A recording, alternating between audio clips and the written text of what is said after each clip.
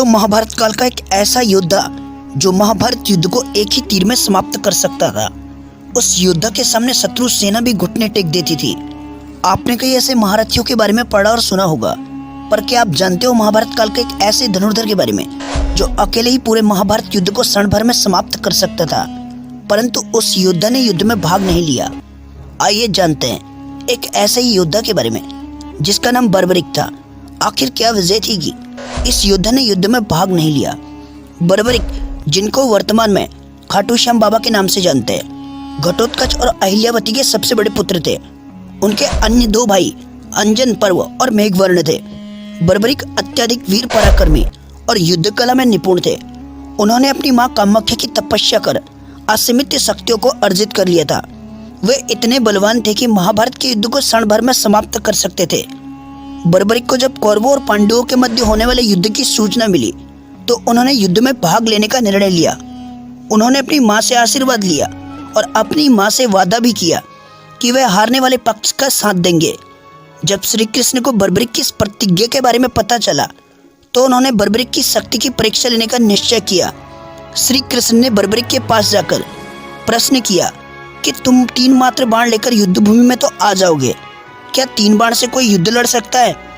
बर्बरिक कहने लगे, उनके यह 3 बाण संपूर्ण सेना को नष्ट करके पुनः उनके तर्कस में वापस आ सकते हैं।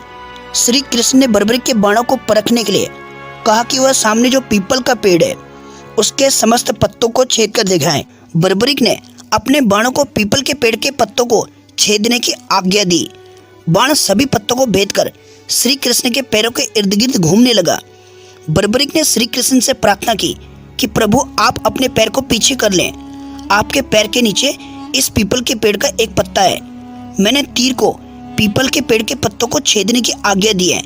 इसका एक पत्ता आपके पैर के नीचे है, इसीलिए कृपा करके आप अपना पैर उस पत्ते से हटा लें। श्री कृष्ण इस बात को जानते थे। उन्होंने स्वयं ही पीपल के एक पत्ते को अपने पैर के नीचे रखा था ताकि वह बर्बरिक के बाण की शक्ति और सामर्थ्य को देख सके। बर्बरिक के बाणों की शक्ति को देखकर श्री कृष्ण समझ गए यह तो युद्ध को कुछ ही क्षणों में खत्म करने का सामर्थ्य रखता है। श्री कृष्ण ने बर्बरिक से पूछा कि तुम युद्ध किस ओर से लड़ोगे?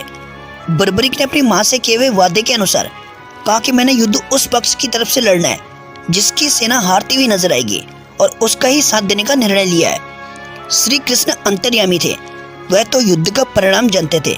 श्री कृष्ण सोचने लगे, अगर कौरव सेना हारती हुई नजर आई और वह कौरवों की ओर से लड़े तो उनके बाण पांडवों का नाश कर सकते हैं।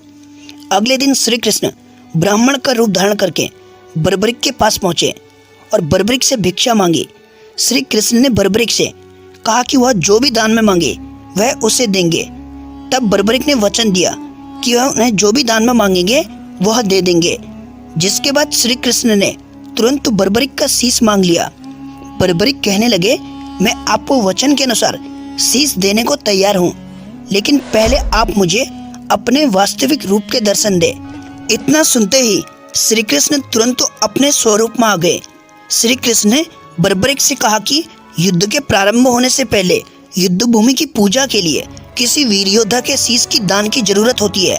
श्री कृष्ण ने बर्बरिक को सबसे अधिक वीर योद्धा कहकर उनका शीश दान में मांग लिया। इसके बाद भगवान श्री कृष्ण ने बर्बरिक से उनकी अपनी कोई इच्छा बतलाने को कहा।